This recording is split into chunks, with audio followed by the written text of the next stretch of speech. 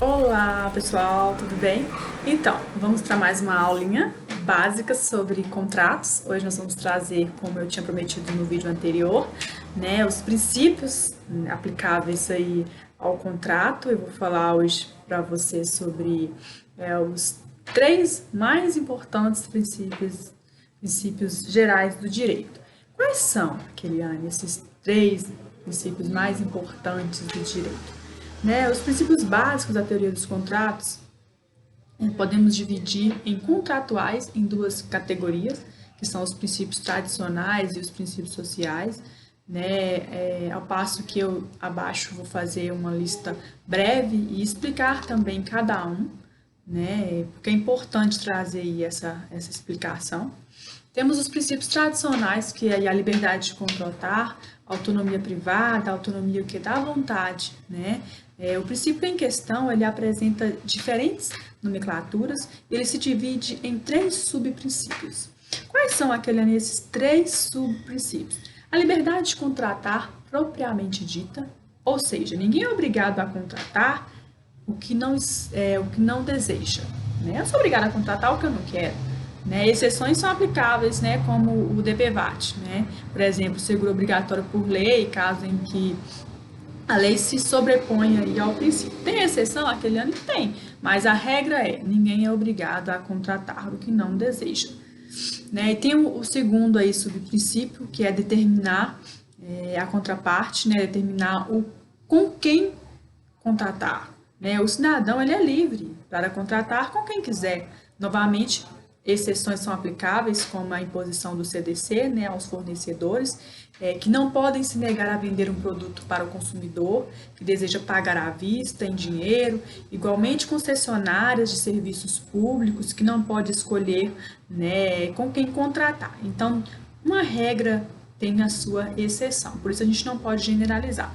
Mas, né, propriamente dito, a gente tem aí o poder de determinar, né, com quem eu desejo fazer uma contratação. E temos também aí a liberdade de determinar o conteúdo do contrato. Outro detalhe importante, né, que é a liberdade de escolher o objeto do contrato, limitado pela lei. Não se pode, por exemplo, estabelecer um contrato cujo objeto é ilícito. Né? Então, assim, tem uma liberdade de determinar o conteúdo do contrato, só que eu tenho que delimitar ao objeto lícito, porque os objetos ilícitos, eles são vedados pelo Poder Judiciário. Então, outro princípio que temos aí no direito contratual é a força obrigatória dos contratos, chamados de pacta sunt servanda.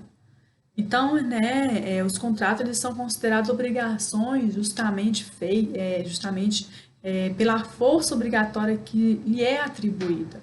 Não é um princípio absoluto, né, pois não só foi dado aí o princípio um tratamento concreto por lei, né, pode-se, portanto, revitalizá-lo com base em lei ou até mesmo aí com base em outro princípio. Então é isso, né, gente? Então vamos para um terceiro princípio, que a gente traz aí também, eu trago para vocês aí a relatividade das convenções.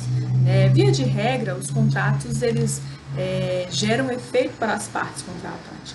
Então, esse é a regra.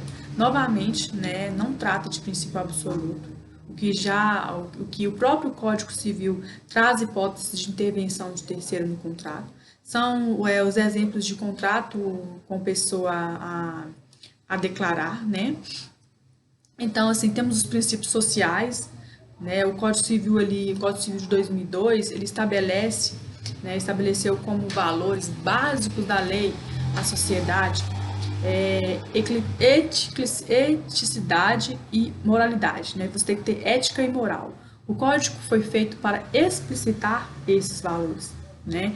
Conforme será verificável a seguir, eu vou trazer também os princípios sociais, eles estão previstos em lei.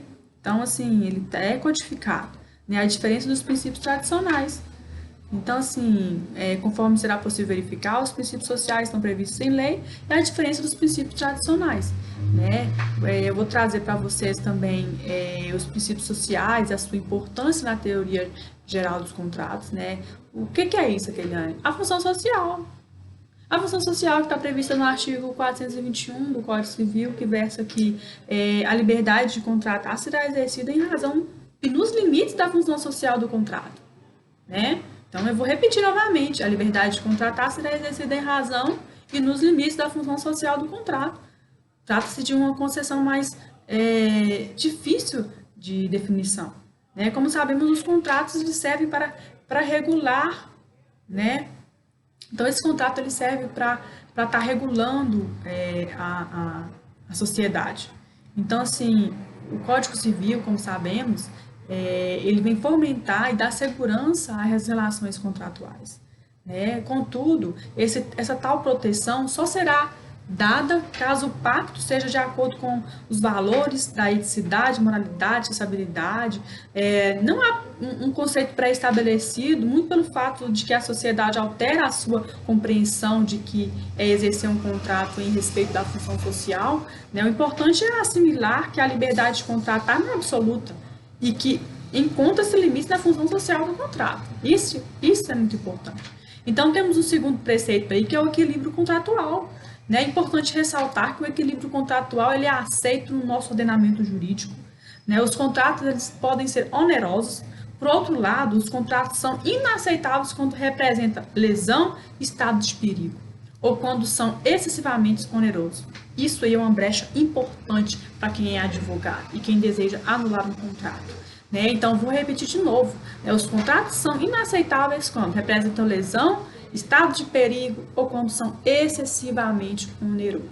Não basta para isso que haja qualquer desproporcionalidade no contrato para que ele seja invalidado, mas que seja um pacto manifestamente desproporcional, né, a ponto de chocar, de ofender, evidenciando um prejuízo de uma das partes. Então, esse contrato ele pode ser anulável, né? Então, assim, o advogado, né, a parte, ela tem que estar atenta, né, ao saber aí confeccionar um contrato, ao assinar um contrato, né? Porque temos aí a boa-fé objetiva. Keliane, o que é essa boa-fé objetiva? Ela trata-se da análise de conduta do ato praticado sem qualquer preocupação em relação ao sujeito. Não importa não importa. Para a boa-fé objetiva, que quis o sujeito, já que não há análise de estado de consciência, deve-se apreciar a conduta com base no cidadão médio, né? A boa-fé objetiva encontra-se a aplicação aí nos artigos 113, regra de interpretação dos contratos, no artigo 187, que fala sobre a regra de abuso dos contratos, e o artigo 422, que rege aí a aplicação dos contratos, tudo aí no Código Civil de 2002. Então, assim, há uma certa proximidade com a função social do contrato que se representa o exercício do direito conforme os dinâmicos da sociedade, né? Então, assim, a teoria geral dos contratos em espécie, eu vou adentrar agora. O que é que traz a teoria geral dos contratos em espécie, né? Conforme ela se extrai da natureza aí dos contratos, a autonomia privada ela é basilar, né? De modo que os contratos eles podem prever quase tudo que não está proibido por lei. De qualquer forma, o legislador, né, que redigiu o Código Civil teve a preocupação de estabelecer regras específicas para determinados tipos de contratos, que são considerados princípios em termos de fluxo econômico, como forma de garantir-lhes maior segurança. São os contratos em espécie. Assim, né, o título, salvo engano, dispositivo diverso, título 6 do Código Civil, ele lista os seguintes tipos de contratos em espécie. Deixa eu lembrar aqui, acho que temos o contrato de compra e venda, temos contrato de troca ou permuta, contrato estimatório, contrato de doação, temos o contrato de locação de coisas, de empréstimo, né, que é o comodato e o mútuo, contrato de prestação de serviço, contrato de empreitada, de depósito, mandato, comissão, agência de distribuição, contrato de corretagem, de transporte, seguro, né, contrato de constituição de renda, contrato de jogo de aposta, pasme-se, jogo de aposta, fiança, transação, compromisso. Então, assim, temos um nexo muito grande de possibilidades contratuais, né? Isso é só exemplificativo, um rol exemplificativo. Então, Kelly, eu tenho por conclusão aqui que, né, por meio desse conteúdo trazido hoje, demonstrado para vocês, é possível perceber que a teoria geral dos contratos é uma matéria absolutamente extensa, tá? Ela não pela quantia de tópicos a serem abordados, mas pela a profusão de informações e a variedade de interpretações no decorrer da história do direito, né? Em conclusão, pessoal, a análise dos elementos fundamentais do contrato no direito brasileiro ela é primordial, para que os juristas estejam o que, Keliane? Estejam atentos aos requisitos mínimos de validade de um contrato. Né? Mais que isso, né? A profunda compreensão dos princípios contratuais, que é instrumento de facilitação de eventuais questões suscitadas na interpretação contratual. Né? E isso é parte do cotidiano dos advogados, né? Principalmente dos advogados.